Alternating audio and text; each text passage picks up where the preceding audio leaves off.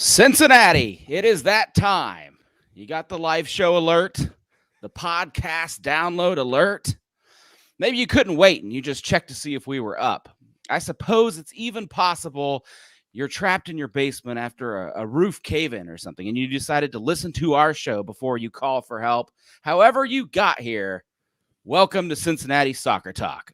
I am your host, Boston Brazel, and every week, win or lose, we are here for you to forget about life and focus on the sweet, sweet sounds of the Cincinnati soccer scene. That doesn't just mean MLS. We want to give your mind a break and an hour of FCC talk and weigh on a person. So we have a really cool treat for you today. I'll attempt to take credit for Brian's work later, but trust me, you will want to muddle through my co-hosts' introductions to get to this. Tonight, I am joined by some familiar faces. First up is a 2021 show staple. Welcome back, Mr. Frank, Jeff Tebbets. How you doing, man? I'm offended. I'm offended already. Jeez. If you went through the entire cast of Seinfeld before you got my name right, I would have been fine with that, but oh well. It's good to be on. I was thankful that I got a break last week. I really needed it. I think a lot of people are suffering from burnout, but look, it's a final stretch. Yeah, we're eliminated from contention. Big deal. We still got a lot more soccer to witness, whether it be hometown or country. So, let's kick it back and enjoy this. Yeah, if you thought taking a week off would save you from me butchering your name, you were wrong, sir. Do you have any more PTO? Can you leave for another few months? I have a theoretical question for you. I got one of those Facebook flashbacks today. It said 4 years ago, you were doing the 86th or something episode of Cincinnati Soccer Talk. So I was wondering if we're both here 4 years from today, will I go a show without calling you George? Or am I just cursed forever, do you think? If you had to bet. If it's 4 years from today, it will probably be another Taylor Twellman complaining again that we missed the World Cup. That's wrong episode for that. Yeah, because we can't miss it because we'll be hosting. But that's right.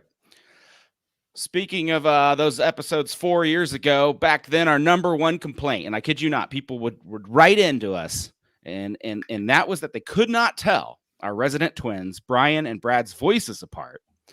Brian, first off, welcome back.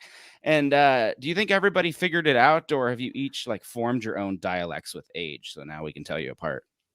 No, nobody. I've even grown this beard, and people still call me Brad. So actually, I was having this conversation with my neighbor today. I'm an identical twin, and I respond to my brother's name. So, yep. So no. Actually, I got an even better stat for you, Boston.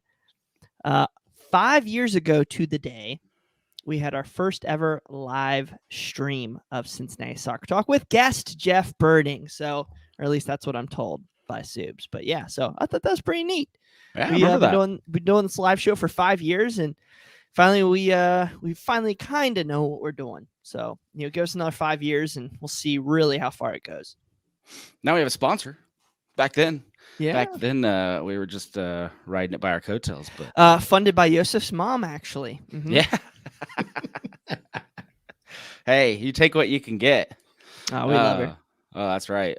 Suero X, though, is our sponsor. Saved my butt this weekend as I went from Kings Island to an FC Cincinnati game to the Bengals game and got sunburnt off my butt and extremely dehydrated. So I actually am loving our sponsor tonight, as it was in the fridge, grabbed it, 0 sugar, 0 calories, makes me keep this super thin body.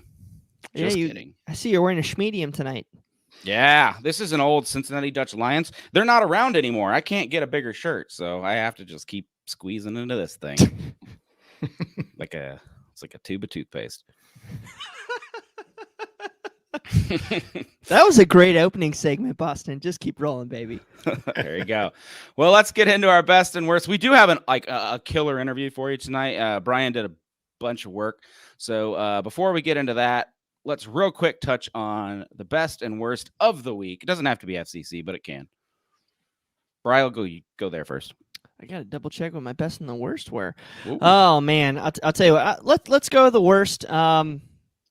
I guess this is a good and a bad. It really stinks to see Yuya Kubo go down with an ankle injury. Gus Viacia go down with a hamstring or something. But I guess these injuries will open up other opportunities. I mean, now we're going to see Tyler Blackett, I would assume, a heck of a lot more.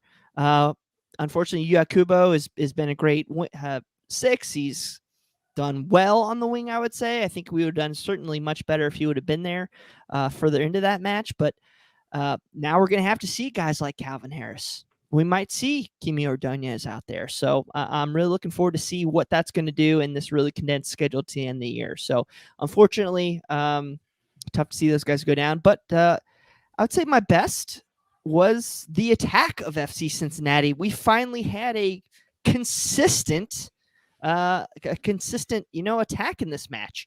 When I mean consistent, I mean opportunities, not Lucho to Brenner to Lucho to Brenner to Lucho to Brenner. I mean, Isaac Katanga got involved. Barriel got involved. Meduninen got involved. Zico Bailey got involved. Castillo got involved. All the guys got involved, pushed up the field.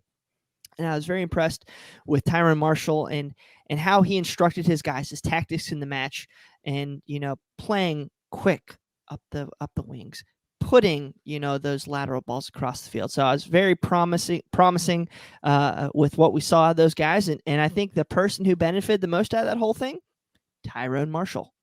I agree. It was a heck of a first half from the guys, and I think if some of those chances, finishing's a little better, you're looking at a different game there in the second.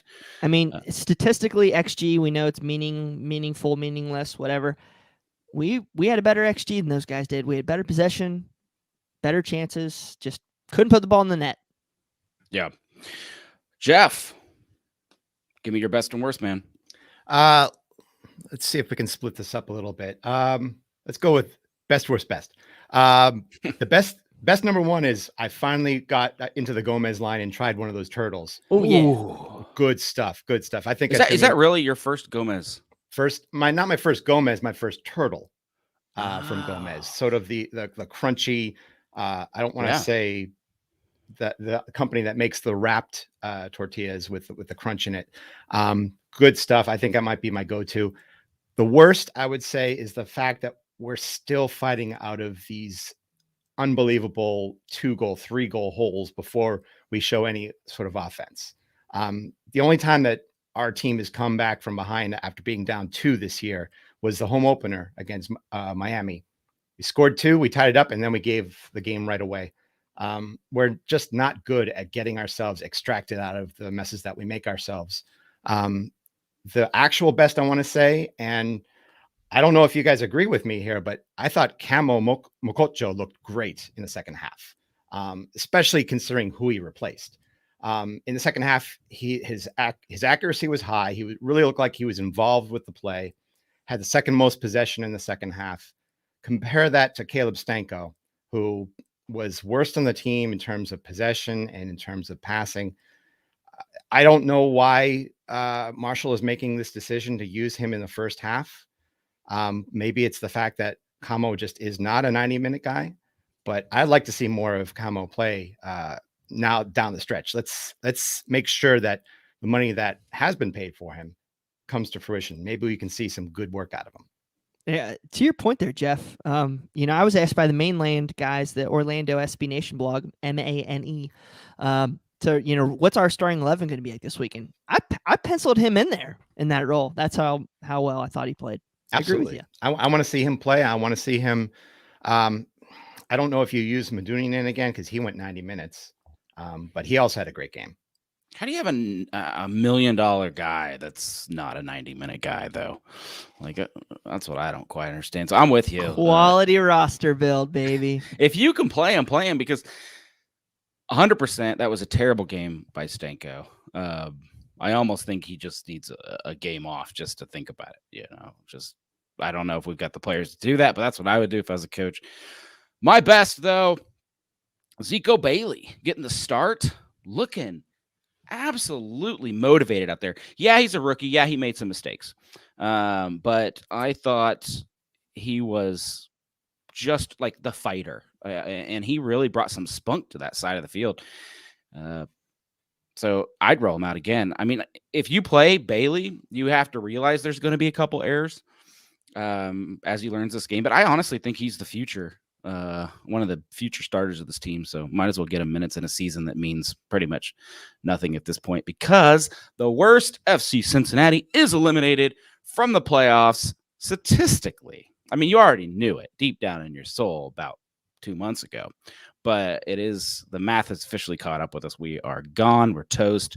We could win every single game from here on out. And not even Zico Bailey could save us. The math that kills me is that the wins that we have as an MLS squad wouldn't be the same number of wins that we had in our first USL season. Oh man, I think we're approaching the territory that we might not get to the same amount of wins we had in our first MLS season. Yeah, I think Pat Brennan, somebody, maybe I didn't really look at who the writer is, but the Inquirer had out an article, I think today, that was like, what does FC Cincinnati have left to play for? And that was like the main crux of it. Contracts. avoiding the worst season. If we don't win any more games this season, you can stamp this. This is the worst season that we've ever had. It's so weird too, because we look like I feel like we look like a better team. It's just the way we've dropped points and lost points. It's just like this weekend, we looked real well. There wasn't a lot of fervor and, really a lot of mad fans this week. They're like, yeah, we should have finished. You finished our chances, but we played pretty good. It was still against a weak Philadelphia squad that were missing 7 players. Still good though. They're still good. Good group. You should the same thing. We said the same thing about Columbus. No, you're right. We should have gotten more than what we had. We don't drop 7-1 like we did, in Minnesota. Yeah. They still post that stupid meme every year. So that those days are kind of behind us for now, I hope. But let's move on. Let's put our FCC toys down and pick up some new shiny World Cup toys. Brian, you had a killer interview today with Jackie Reau from Game Day Communications. I guess before we kick that off, can you tell us a little bit? Sure. Jackie is part of the local organizing committee for Cincinnati's 2026 World Cup bid. They're focused on getting games. The one thing I think you guys will hear through this interview is this isn't a token campaign. They've thought of everything, and now they need us to get involved to help them, get this to the finishing line. So I hope you enjoy the interview, and I'm sure we'll discuss it a little bit more here afterwards. And now it's time to welcome our guest for this week's show, Jackie Reau. Jackie is a member of Cincinnati's local organizing committee for the 2026 World Cup bid, as well as I believe the CEO of Game Day Communications. Welcome, Jackie. How are you? Hi, thanks for having me on the show. We're very glad to have you back. I know we had you almost 3 years ago, I guess November 2017, whatever that is. So gotta do my math right. But pleasure to have you back on the show talking about the World Cup bid. So, the world's been crazy the past 2 years. It's feel like a whirlwind around here. And of course, that's thrown some wrenches into the World Cup bid and pushed the timelines back a little bit. So tell us a little bit about what's gone on for you and how have you managed to keep this ship on course for the Cincinnati bid? Yeah, we've been working very hard on the Cincinnati bid to host FIFA World Cup in 2026, and I'm just really proud of our bid, our committee, the collaborative nature of just everyone working on the bid. It has been terrific. So over the last really year and a half through COVID, we've been meeting with FIFA and US Soccer via Zoom. So actually it's been very productive and, saves travel expenses and we're able to communicate and seek advice as needed. Certainly. There's a lot going on in this global realm. So I guess when we keep hearing about the timelines and everything, a lot of what we've been hearing is the next step is the official visit. Can you tell us a little bit about that? Sure. Yeah. And I'd love for everyone to come to the official visit. It's Friday, October 22nd, and we've got a delegation of 22 coming from FIFA and US Soccer. And, a site visit is really for a chance for a governing body or an events rights holder to look at your stadium, look at your facilities, meet with key leaders. And so we are thrilled to welcome FIFA here and U.S. Soccer here. We've been working very hard on just making sure that we put our best foot forward. And so at 3 o'clock on the 22nd of October, we're going to have a press conference at Paul Brown Stadium, right there at Gate D, which is the east entrance there, right off of Freedom Way and Elm. But from 2 to 5, we're going to host a street festival at the banks and just really show FIFA how we can activate the banks. I mean, if anyone was down there for the Packers game on Sunday, it was amazing. It was actually a sea of orange and green. So that was kind of interesting. But, we'll have live music. We're going to buy your first beer for you free at Moreline. We've got T-shirts with our logo on it that you have there on the graphic. And, we just want people to share their excitement and their pride for Cincinnati.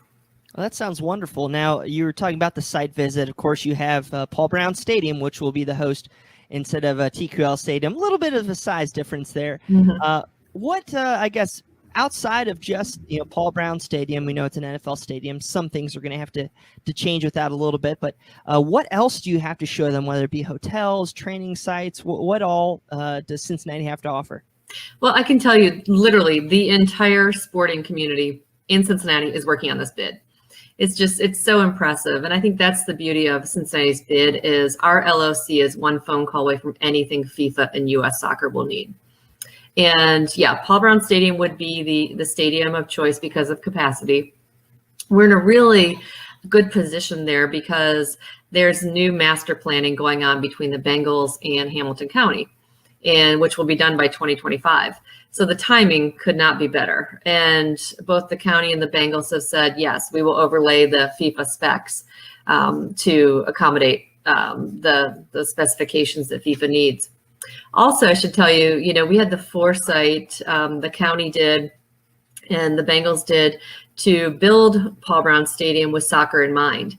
So the corners easily come out. Of course, we're not doing the work, so we'll see, but are designed to easily come out with a crane to increase and to really create a soccer pitch with the FIFA specifications. So we will have a 3D model that will show them, Paul Brown Stadium today with the soccer field, the soccer pitch emerging. So we've got some cool video demonstrations of how that works. But, we're showing them every great soccer facility we have. And of course, that has to start at TQL Stadium. So that's where they'll start their tour. Of course, they'll go out to the Mercy Health Training Center. We will take them to University of Cincinnati, Xavier University, Mount St. Joseph University, Northern Kentucky University, and just to show them the soccer and training facilities there. So when you think about the World Cup bid, there's really 3 factors or 3 tenets that we're planning around. Number 1, world-class facilities, according to FIFA specs, of course. Number 2 would be the fan fest, the fan amenities, the safety and security nature of hosting an event like this. World leaders come to events like this. And then the third really is those concerns dealing with human rights. So making sure that, we have equity in our workforce of those who are working on World Cup, making sure we have housing rights sealed up, diversity and inclusion. So those are really important areas for our bid that we've engaged about 50 or so experts in that area who are working in that area every day to support our bid. We've sought guidance from them just to say, how can we improve? How can we shine the World Cup flashlight on what you're doing to make it bigger and better? So when you're meeting with these stakeholders at FIFA, of course, we have tons of stakeholders here in the state and in the city. What has been, I guess, your pitch, or have you been allowed to make the pitch yet for Cincinnati? Yeah, we're bringing the Midwest. We're bringing the Midwest to FIFA is what we like to say as we start out. And within an 8-hour radius, 60% of the country, there you go, 60% of the country can drive to us. right? So we've got an incredible airport, as we all know, with CVG, but also those who want to drive in can. So we've been working just to really showcase and tell that story of bringing the Midwest. I think you all know that we are a soccer crazy city these days. Cannot wait until the USA-Mexico match. Of course, we just had such a great, successful U.S. women's national team match friendly here. So we're talking about that as best we can. Some other things that we're really talking about are sustainability and how we can make this perhaps the first zero waste World Cup, working with our partners Kroger and P&G. And then I would say, one of the talking points that we have that we could share are just what fans can do when there's not a match going on. Our arts and culture are second to none. We have an amazing park system along the river that will be our fan fest. So, really from Elm all the way to Friendship Park, which is about 2 miles. How do we leverage that and make that a really cool, fun, activated area for fans to hang out, during matches? We'll have viewing parties or, before, after. Yeah. Is there, so I guess, Cincinnati, we always want to be a part of it. And we realize, we're the small city or one of the smaller cities in the area. But as you mentioned, Midwest, there's no Chicago bidding in it. Mm-hmm. And really, there's nobody in the true Midwest besides, I would say, us in Kansas City. So Mm-hmm. It's going to be exciting. Now, is there Kansas City's so far west. We call them, they're practically California. Yeah, there you go. I like it. I like it. Is there, an ability to host, say if we don't get a game, and I know there's that's the end goal, getting matches, but is there ways that Cincinnati can be a part of this whole process, or has FIFA only been concerned about the game so far?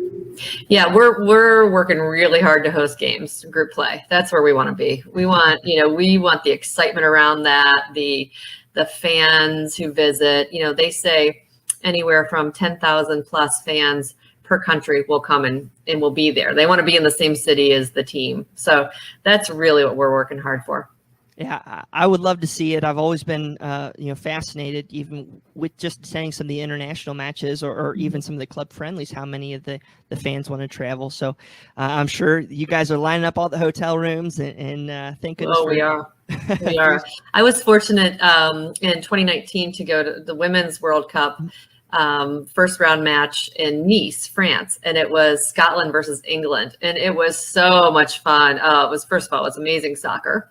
And then just the fans and the cheering and the flags and the jerseys. The spectacle of it was just so much fun. Now, how involved has, people outside of Cincinnati, say like the governor or, the local, the governing bodies of Kentucky or Ohio, have they helped you guys? I know I saw in Nashville that the governor of Tennessee was there. Are we going to get Governor DeWine there and help, what is it? We are. In fact, for us, it's a tri-state bid, right? Mm-hmm. Because we really want to bring our tri-state, but we want to maybe expand that as well. We have been, Governor DeWine has been with us, and Lieutenant Governor Houston have been with us since the beginning of our bid and been very supportive of that. So we'll have Governor DeWine down, and we're also having Governor Beshear join us, because Northern Kentucky is such an important component of, or really the entire Commonwealth of Kentucky is such an important component of our bid. We've also reached out to our colleagues in Indiana and Michigan just to say, hey, love to include you in the bid as a hospitality partner, a hotel partner, take a one-day trip down to the Bourbon Trail, or, it's a 4-hour drive up to Detroit or Cleveland or, Columbus. So we are talking to all those partners just to make sure that, again, FIFA, we're one phone call away from anything you need here in our bid area.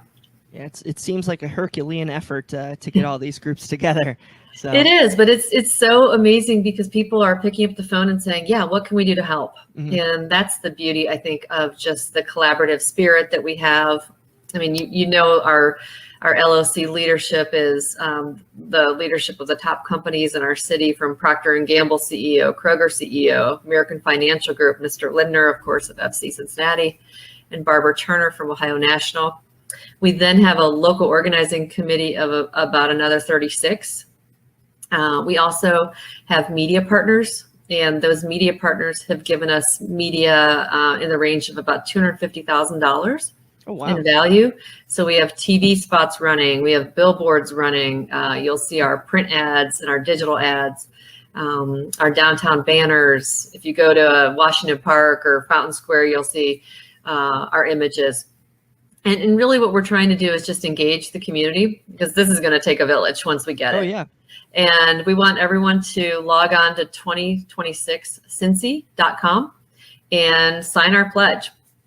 And there you're also going to find information about the street party, the street festival on October 22nd. So you can sign up for that, and you can just register. We're going to give away for the first 500 who show up, you'll get a free shirt, you'll get a free beer, we have free food, and you'll get 2 FCC tickets to the final home match. Wow. So yeah, we're loading it up. We want people to come down and enjoy the day. We realize it's a Friday afternoon, so hopefully, you know, take your break a little later in the day. It's October in Cincinnati. People love to drink beer. Perfect, So it sounds like right? And who doesn't love a good Moorline beer? Absolutely. That's wonderful. Well, you know, is there any other ways? I know you said take the pledge, come down. You know, is there anything on social media that we can do? Yeah, I would say go to all the social media channels and like 2026 Cincy. So Twitter, Instagram, Facebook, kind of where we're hanging out.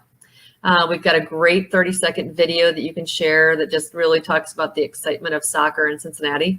So yeah, you know, the more the merrier. We just really want to bring this event to Cincinnati. And once we do get selected as a host city, that's really when the work will begin in earnest. And we will need just tons and tons of people working on it. Well, I think as a supporter myself, just seeing the amount of work you do, the leadership does at FC Cincinnati to get this event and to get us to, I mean, this is the finals here. I mean, legitimately, you know, there's what, 50, 60 cities trying to get into this small group of, you know, 17 in the US. You got, you know, 3 in Mexico and 2 in Canada, and hopefully there'll be 11. Yeah, 11, but it's been an amazing adventure, and thank you from all the supporters for all you've done. Yeah, it's been great. Thank you. And I know I've heard from so many of the supporter groups who've said, you know, good luck, we're there for you. So we appreciate that continued support. And you know, really just when you look around the table, we have so many great community partners. Of course, the leadership of Mr. Lindner and Jeff Birding from the beginning. From that first letter of interest that we filed with FIFA in 2017, you know, and it's really, it's been such a great learning process, not just about, you know, huge events like this, but just about our city and just all the great things happening and what Cincinnati will look like in 2026. So we're trying to really kind of portray that as well.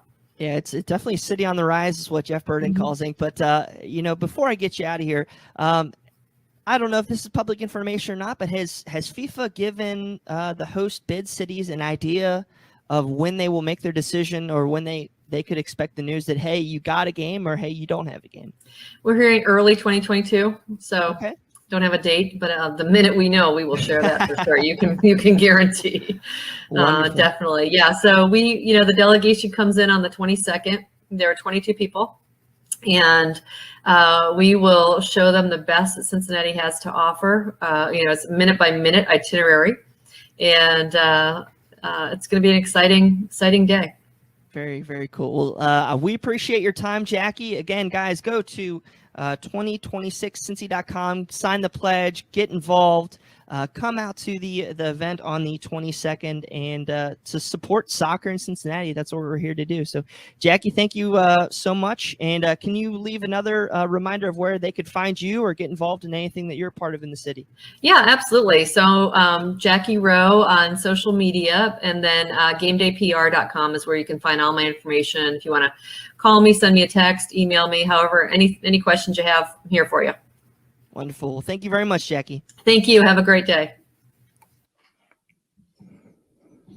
And that was our interview with Jackie Reau. So what'd you guys think about her thoughts on the whole process and what's about to happen here in Cincinnati with the visit? No, I appreciate you doing that, Brian. I mean, I know personally, and I'm guessing a lot of fans out there are the same as me, where we heard all about it. We got really excited, and this was like, what, a year or two ago? And then This was like 3 years ago. 'cause, Right, I mean, and we then- haven't and- hasn't happened in a while. And then we waited to see if we'd get eliminated. There was that whole first round thing. Sure. Because you had to make it through this process. We made it through, and that was even when we were still building the stadium. And then it went dark. This is what I call like the dark Mhm. ages. And today I feel like you're bringing us information. I saw the Twitter accounts pop up. I saw the website pop up. This week or last week, and but I didn't know enough. That's an awesome interview, and I hope our listeners really appreciate it. Could you? I think I saw somewhere you had a slide. Yes, Yeah. there it is. So it's a Friday, October 22nd. So a week and a half from now, really, from 2 to 5. I mean, us fans need to show up downtown at the Banks. I know we love talking about OTR in the West End, but in reality, it's happening in Paul Brown Stadium, so they need to show that. They need to show that off. So, legitimately, Christian Moorline, everybody 21 and over is going to get a free beer, 500 free shirts, free tickets to FC Cincinnati games, free food from food trucks.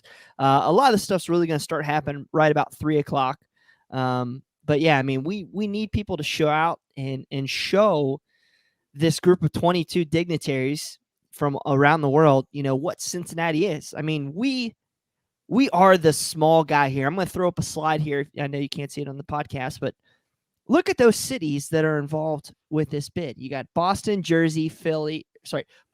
York, New Jersey, Philly, Baltimore, DC on the East Coast. You got Nashville, Atlanta, Orlando, Miami. Then you got Dallas, Houston, Denver, San Francisco, LA, Seattle.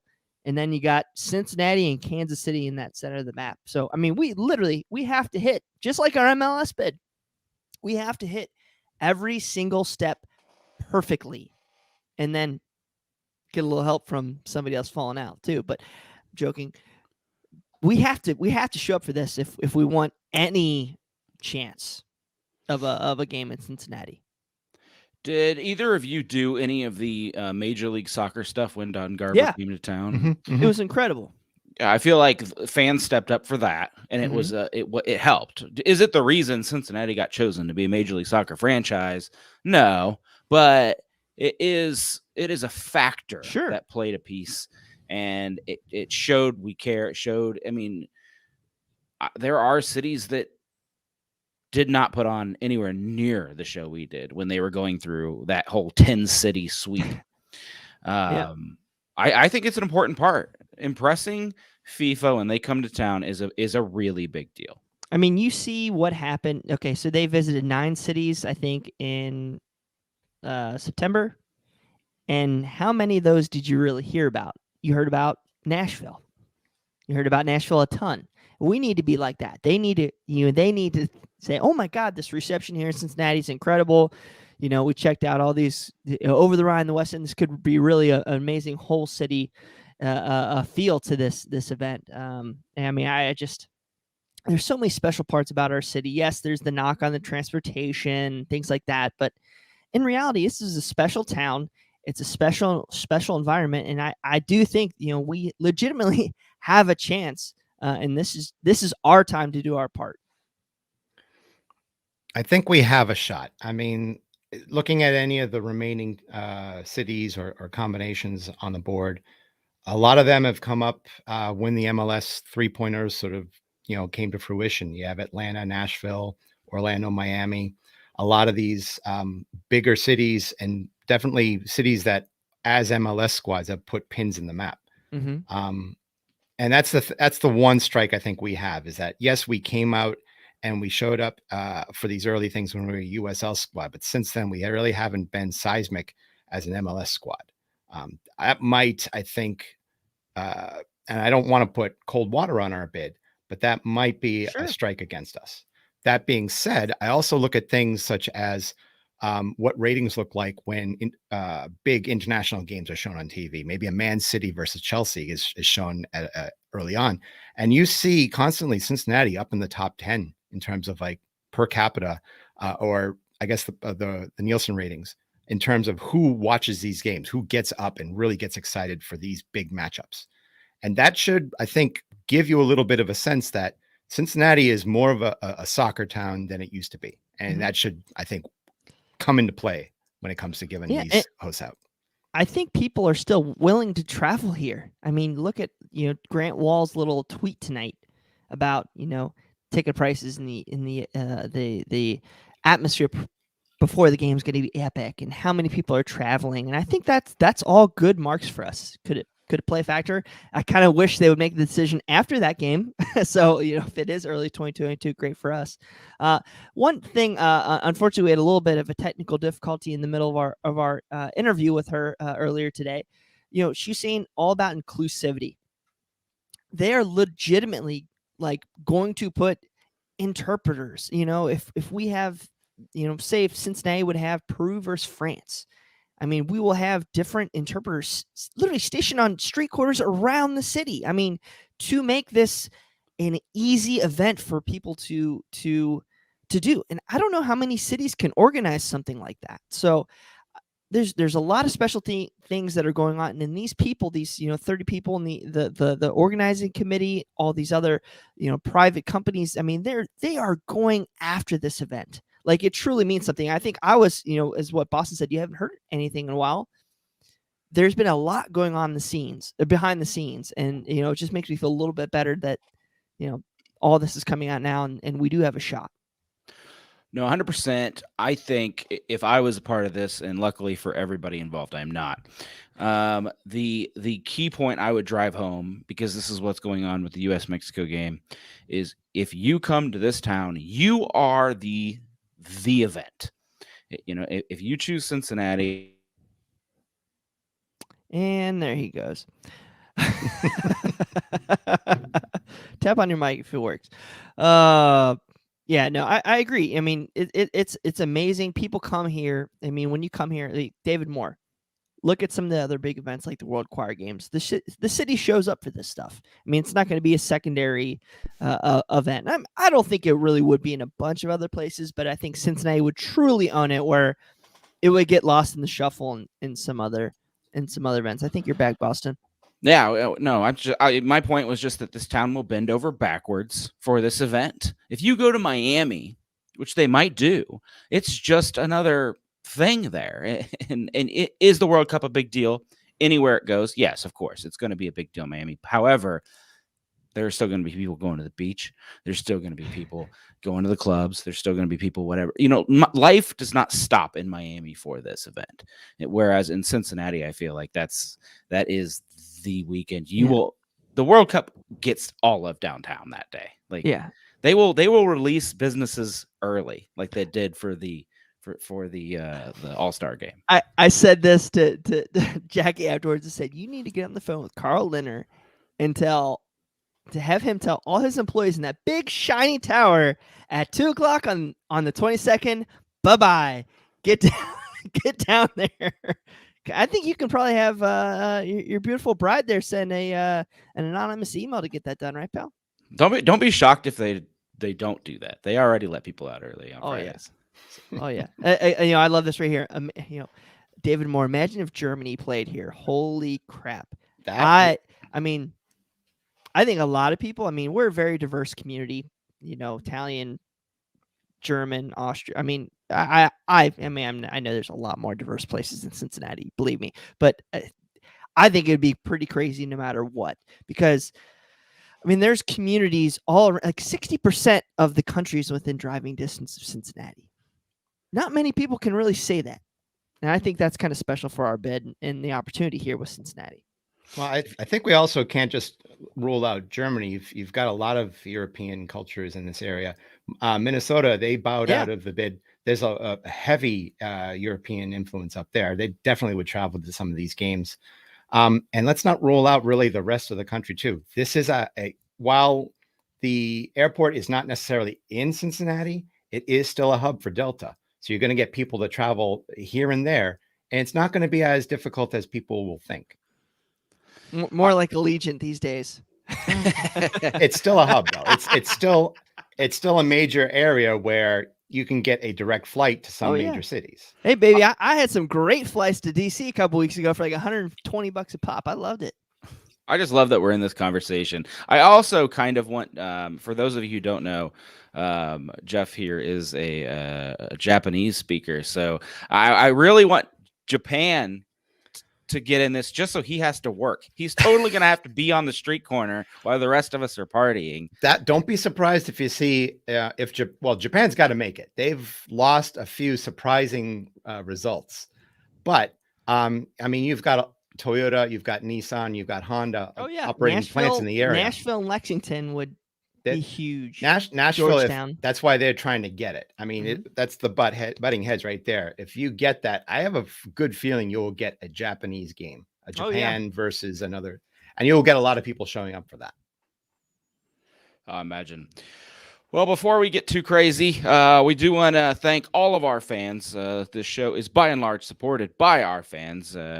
We get sponsors. We love our sponsors. Legwork, though, however, the bills are paid by you. And we are still trying to charge back up from when Subes dropped our PayPal. So we still blame him for all of our deep losses that Brian Weigel personally has to cover. But we are looking internally so that we can provide the best bang for your buck. As always, CST is free for everyone. We appreciate the few of you that do give to make it so that we are able to do that. And we want to appreciate those of you who do with a special shout out. So thanks to Ray Lee, John Davidson, Mike Hudson, Matthew Long, Robert Stevens, Laura Failer, Matthew Adamchek, Buddy Taylor, Riley Stephen Burke, James Denbo, Tom Newhouse, Brian Weigel, Brian Gills, Dan Alberts, Will Kaichuk, Ian Rexroad, Augustus Caceres, Bill Antonitis, Carl Veit, Jeremy Schrand, Kyle Pohl, Christina Sharma, Rupesh, Mike, Tom Bessertorf, Jason, who is super average, John Haskell, and Ryan Ernst. We appreciate it.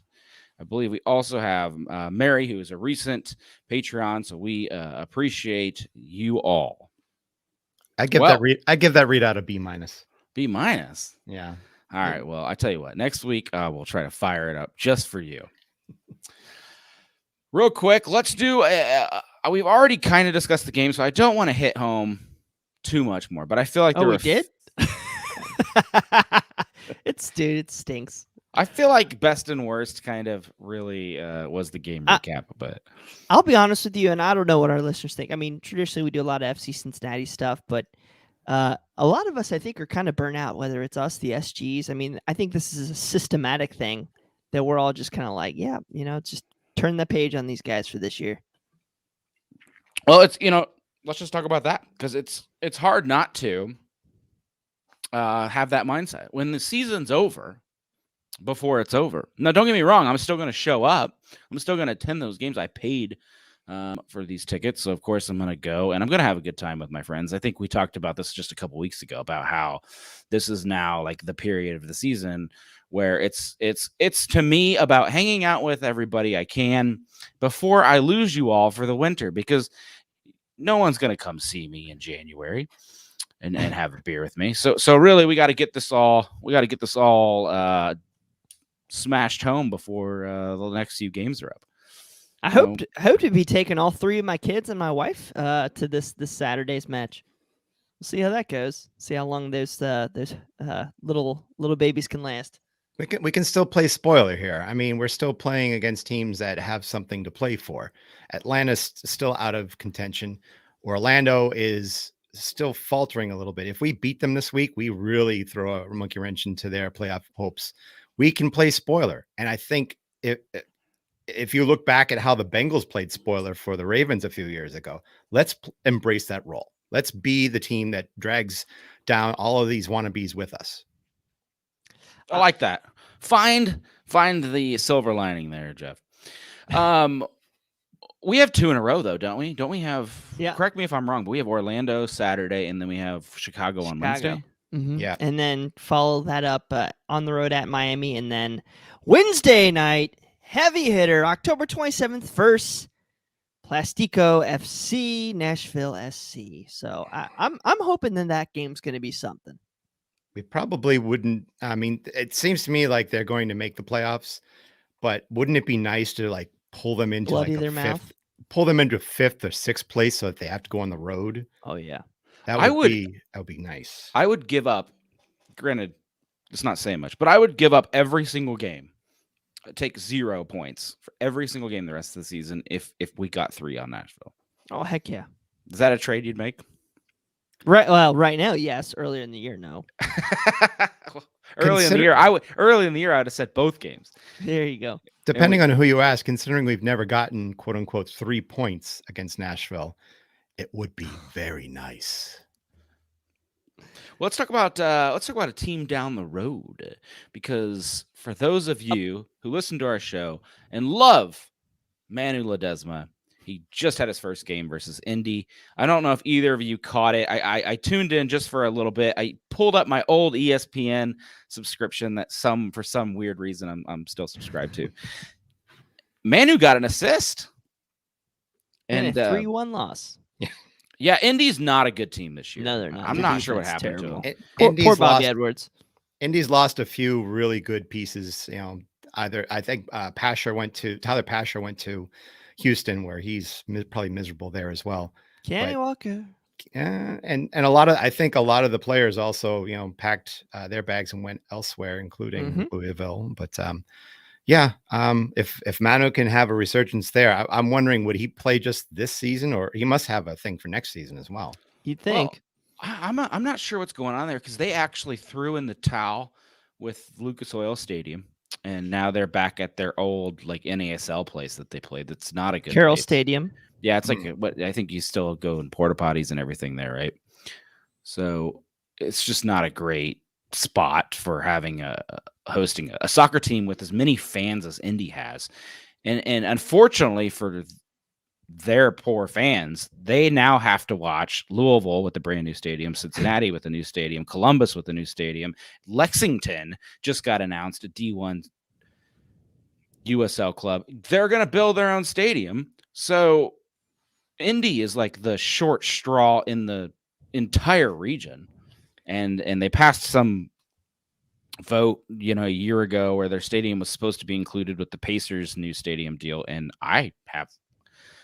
honestly, I think something bad has happened, because they said that the new stadium would be like, news would be out in 3 months. Well, then 3 months come and go.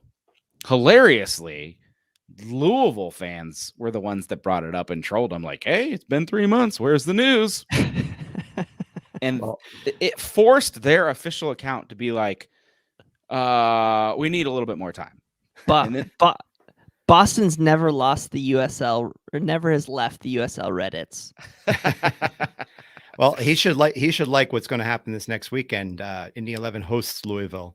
There you go. There you go. That's going to have a lot of heavy hitters from ex FCC guys on both sides of the ball. So that should be. Where's that interesting. game? I would actually. That's in Indy. That's in Oh, Indy. Yep. We have a game here though. I can't give up on us first.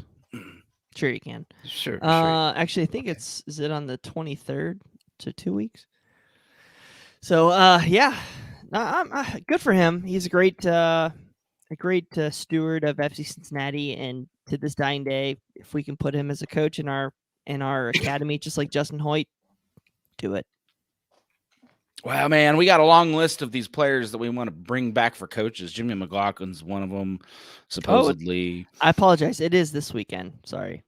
I thought it was the 23rd. Somebody said Okay. 23rd in the chat. All right, well, speaking of coaches, because I'm still on that, FC Cincinnati still has to hire one. And there's a long- What are you owing me? No, he still hasn't hired. I mean, come on, man. You got to give a little love to Tyron Marshall. Well, he's supposedly in the running. I wouldn't say his resume is just boasting with wins this second, but he is in the running, and honestly, I assume he's getting a decent shake. since he's the guy running the team. I personally see him as like an FCC2 coach, which is not a bad Sure. spot for him to land. But Bri, you seem to be like the guy that you put out an article. You know coaches around the league a lot better than I do personally. I'm not sure where Jeff stands on it, but if you could give us a rundown.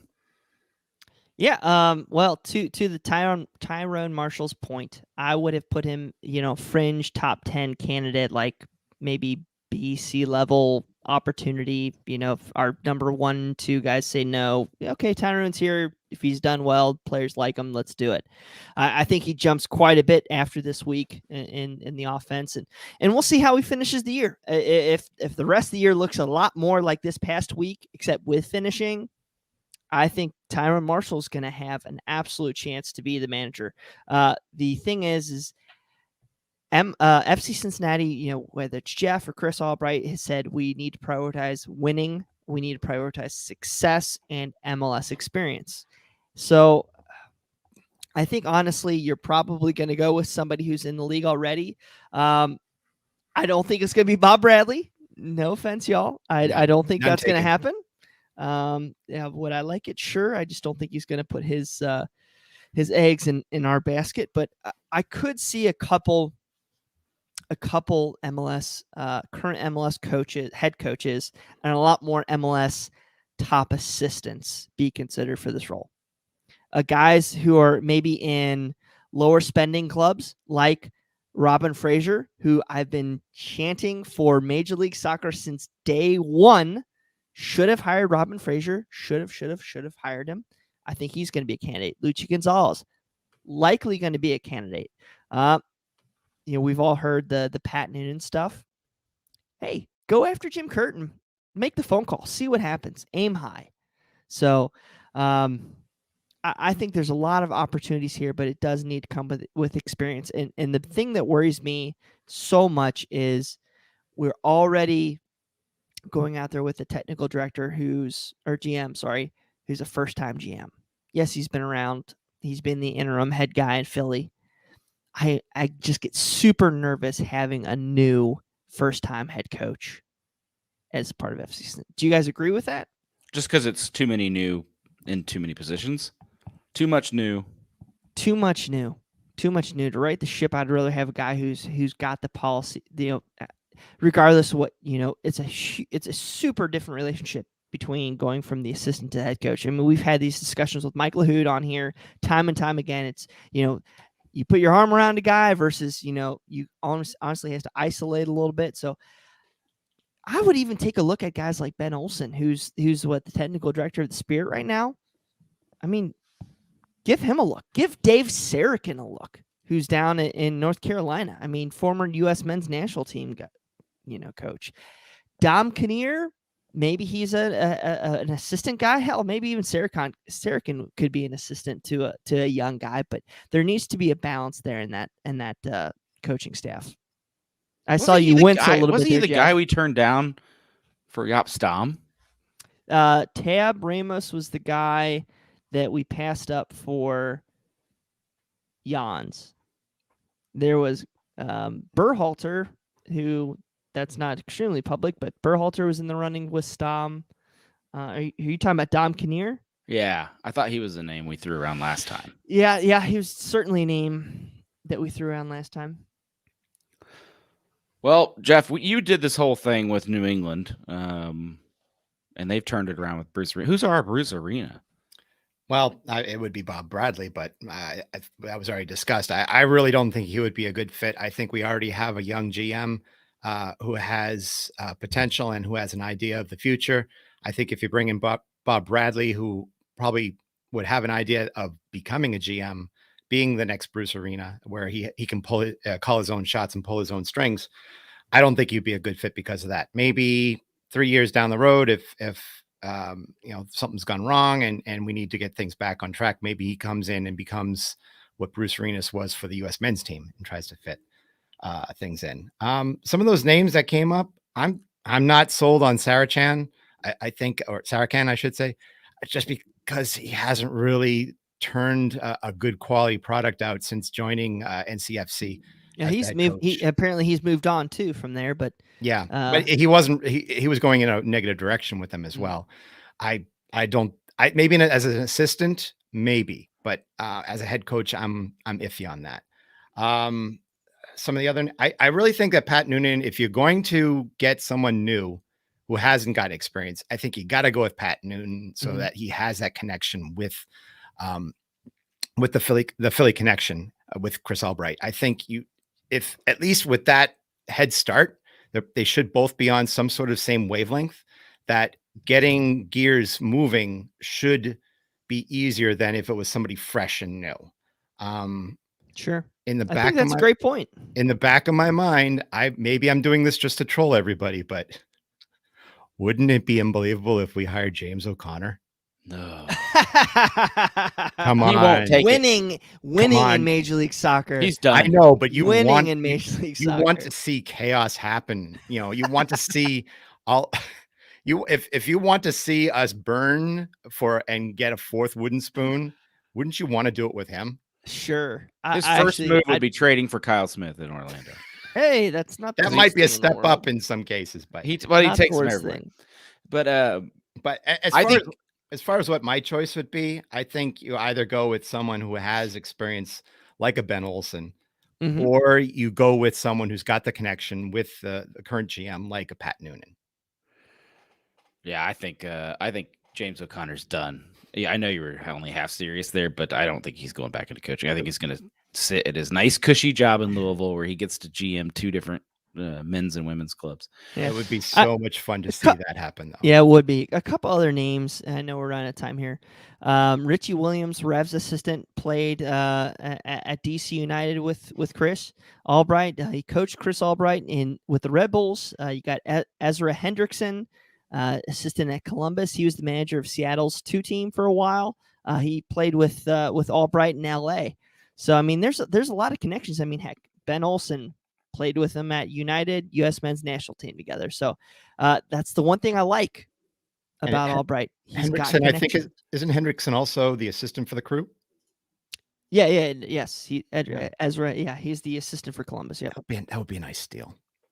I mean, they haven't been playing very well, so. Good point. Yeah, but that may not be his fault.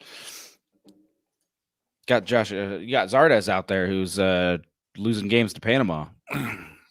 Oh, hey, header. Yes. So, real quick, I do think that's a pretty cool. If you're looking for your silver lining for the United States Panama loss, no one wanted to see him lose, of course, but the game here in Cincinnati just got a little bit more important. Certainly did. Yeah, I don't want to talk about it too much because we're out of time, but that U.S. men's national game was slightly painful for all of us, I think. Heck, they're going to be playing Costa Rica on Wednesday up in Columbus. So maybe if anybody's interested, make the trip that day. I've seen some tickets popping up around Cincinnati circles, Facebook, Reddit. Yeah.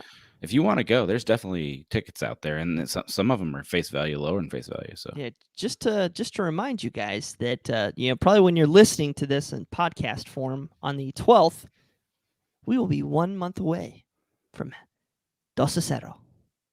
Nice. All right, well, we're running out of time, so I'm just gonna cut right to your final thoughts. Brian, you want to go first? Yeah. So I go from being happy, bubbly, things are going great to I had an opportunity to speak to some members of the of our LGBTQ plus community this past week about FC Cincinnati's Pride Night, and we've always been about inclusion with this club. Everybody's welcome. Treat everybody great. Socially, we try to have the right messaging and support for one another out there. And even I noticed it, just that it was the Pride Night this weekend, and just I didn't feel that FC Cincinnati did everything they could to include valuable members of our community. And I just kind of wish that we do more. I know there's a lot going on and a lot of turnover, and that doesn't make it right, but I really hope our our club can kind of get back into that mentality that we once had, that community feel. We're all in this together, support our brothers and sisters out there. And I just felt like this is a missed opportunity to reach out to a great section of our community. Hopefully we can do better. I just, just disappointed. I think I was just disappointed. We all can do better. I myself don't live up to the values all the time, but I kind of wanted to put that out there. I was kind of disappointed in Cincinnati. So not a great final thought, but I hope somebody's listening. That's all I can ask. And hell, reach out to us fans again, please. You guys need it. You really need it. Well, I appreciate you, Brian, going and hitting the hard topics is sometimes not easy. So thanks for sharing your views on that. And Jeff, what you got for us, man? I do want to quickly second that. Yeah, it was a little disappointing that Pride Night fizzled a little bit. I think part of it is that it's not typically Pride Night. It usually happens in June with Pride Month, and I think because of the pandemic and things being shuffled around a little bit, the game also happened, I think, on Juneteenth, which is what they really put their. There was no good games in June this year. Yeah, but I'm saying to the club as well, please make an effort in June next year to really go all out and be inclusive of everybody, all colors and all makes of the rainbow. My actual parting talk is I want to give thanks to someone who, has probably been part of FCC longer than anybody else, and that's Johan Dame. He sent out a tweet thanking the city, thanking all the fans, the people that have played for FCC, the front office, really thanking them for all the support that they've given him over the past 5 years. It's amazing that he joined the club in 2017, and he's, aside from, I guess, Austin Berry, really one of the people that has been long associated with this team, and to have him sort of leaving, you definitely saw today an outpouring of support for him. We here at CST are hoping that he lands on his feet, whether it's domestic or back over here in the US or anywhere else. And we hope he finds his coaching skills. He finds the place he wants to coach and succeeds in the future. Thank you very much, Johan. Darn right, Jeff. Appreciate you for coming on tonight. You've been a legend here lately and carrying the show, of course. I'm going to give our fans a shout out. We are looking for 2022 contributors here at Cincinnati Soccer Talk. Every season, we always have a few people that hang their hats up. We've already seen it a little bit with Subes and Rob parting ways and heading towards that podcast retirement life. And sometimes it sticks, and like in Rob's case, and sometimes it doesn't. And Subes has already been back twice. So we will, of course, need fans. We always have. All three of us are. Brian, you found me painting a tifo one year and brought me on to Cincinnati Soccer Talk. So I had no podcast experience, no writing experience. You were an idiot for bringing me on to the show. So I'm looking for the next idiot. And we want you to, if you have any interest in being on, as I like to say, this side of the therapy couch, we have no idea if next year could be the greatest year in FC Cincinnati history, and you could just come on the show and talk about wins every week, or write awesome articles, or if it'll be another year like this. There's just really no way to tell.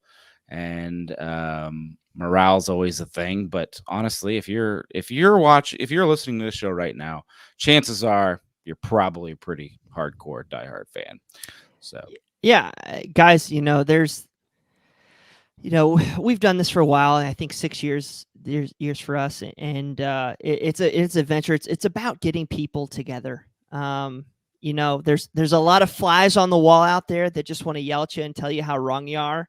But it's about having fun and enjoying this and getting to be a part of, events that are upcoming here in a week and a half with the World Cup bid. So if you want to join us, love to have you. So cool. Yeah, what we're really looking for is someone that's excited, wants to do it, comes with some ideas. An easy name to pronounce. Yeah, an easy name for me to pronounce as a bonus. If your name is Kevin Smith, you're immediately hired. But yeah, what we're looking for is just a little bit of enthusiasm. If you have talents writing in the past, that's even better. But it's not required. You know, at the end of the day, this is just a fan site trying to grow the Cincinnati soccer community. If you like writing about USL, lower level soccer, there's going to be opportunities for that. If you like, Ryan Sparks covers OVPL and all kinds of stuff for us and does a great job. So really, whatever your heart's into, we're not a great destination for, hey, just write this match report. We of course do have people write match reports, but really we're looking for people who have good ideas, want to contribute in some way, and know that, hey, I like to write about stats, or hey, I like to do player features, or whatever. You know, that's kind of, shoot us an email, feedback@CincinnatiSoccerTalk.com. Let us know. I think all of us will love to see a new face around here. And who knows, maybe someday you could replace Brian. I've been looking for years. No, it's probably My wife would be happy with that. It's probably more likely. They're probably having me recruit my own replacement. That's how bad this is. Anyway, let's put an end to the show. On that note, I appreciate you both for joining. Thanks to all of you who tune in each and every week and listen to Cincinnati Soccer Talk. As Mr. Nick Suberling used to say, watch your tackles.